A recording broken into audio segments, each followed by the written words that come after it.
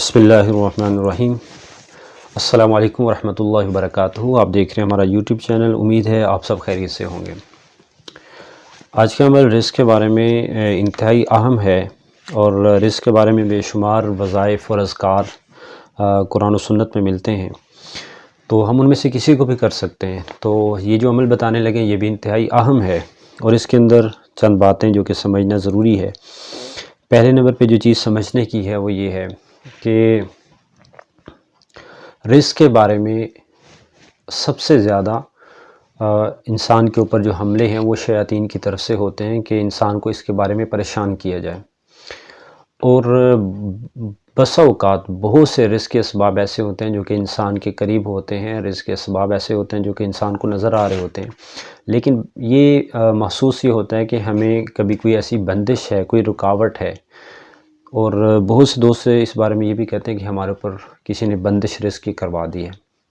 تو سب سے پہلے اپنے دل اور دماغ کو ہمیں صاف کرنا چاہیے، اور اس میں یہ بات بٹھانی چاہیے جو ہمارے ایمانیات میں سے ہے کہ کوئی دنیا میں ایسی مخلوق، انسان، شیاطین، نوری یا ناری، کوئی مخلوق ایسی نہیں ہے جو ہمارا رزق روک سکے، رزق کی بندش کر سکے۔ ایسی دنیا میں کوئی مخلوق موجود نہیں ہے۔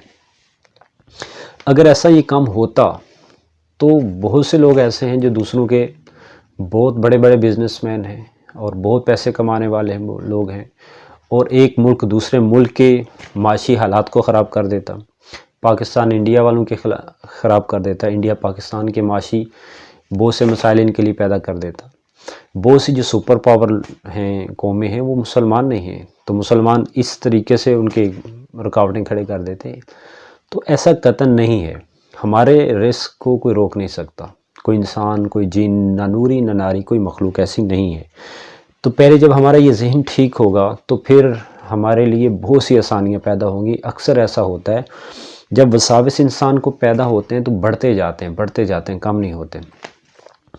تو پہلے کچھ باتیں ایسی جو کہ ہمارے وساوس کو کم کریں وہ سمجھ لیں۔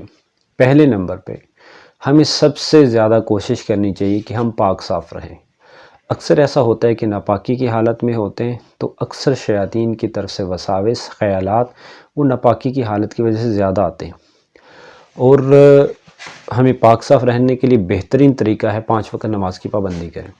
5 وقت نماز کی پابندی کریں گے تو انشاءاللہ ویسے ہی ہم پاک صاف رہیں گے۔ اس کی بہت زیادہ کوشش کریں۔ دوسری چیز، صبح اور شام کو 10 دفعہ اعوذ باللہ من الشیطان الرجیم پڑھ لیا کریں۔ اور بچوں کے اوپر بھی دم کر سکتے ہیں، اعوذ باللہ من الشیطان الرجیم صبح اور شام کو، یعنی صبح سورج نکلنے سے پہلے اور رات کو سورج کو غروب ہونے کے بعد۔ اس سے بھی ذہنی طور پہ انسان بہت سی پریشانی سے بچ جائے گا۔ بہت سے خیالات ایسے ہوتے ہیں جو انسان کو اندر سے کھا رہے ہوتے ہیں، تو اس سے بہت سے انسان بچ سکتے ہیں۔ اور جو عمل اور وظیفہ جو میں بتانے لگا ہوں وہ بھی انتہائی اہم ہے، اس کا تعلق بھی صبح کے وقت کے ساتھ ہے۔ ہم کوشش کریں صبح جلدی اٹھنے کی، اور صبح کا جلدی کا اٹھنا یہ کہ رزق کو کھینچنے والی چیز ہے۔ صبح ایک وقت ہوتا ہے طلوع فجر کا، جب فجر کا وقت داخل ہوتا ہے۔ عمومی طور پہ جب ہم رمضان میں تراویح رات کو پڑھتے ہیں اور صبح پھر سحری کرتے ہیں، جب سحری کا ٹائم ختم ہوتا ہے اس کو کہتے ہیں کہ طلوع فجر، یعنی جب فجر کی اذانیں ہوتی ہیں، آپ یہ کہہ رہے ہیں جب فجر کی اذانیں ہوتی ہیں اس وقت ہمیں اٹھنا چاہیے، اور جس وقت سورج طلوع ہوتا ہے اس وقت تک ہمیں سونا نہیں چاہیے۔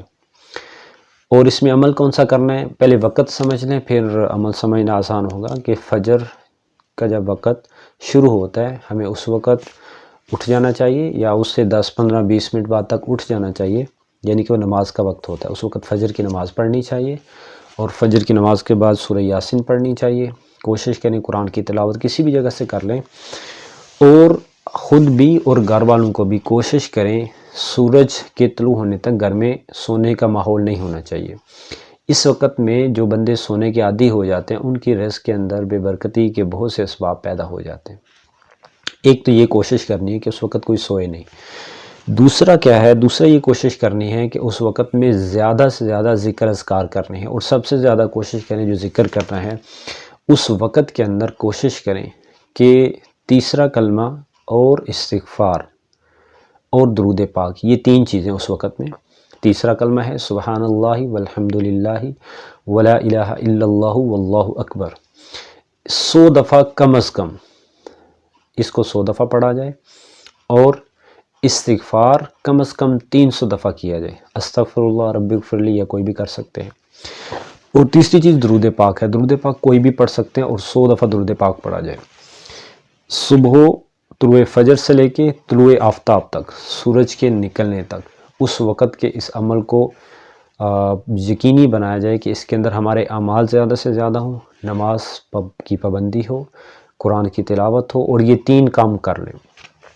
ان 3 کام کے شروع کرنے کے بعد ہم اپنی آنکھوں سے دیکھیں گے انشاءاللہ کہ اللہ تعالیٰ چند ہی دنوں کے اندر رزق کے بے شمار دروازے ہمارے اوپر کھول دیں گے۔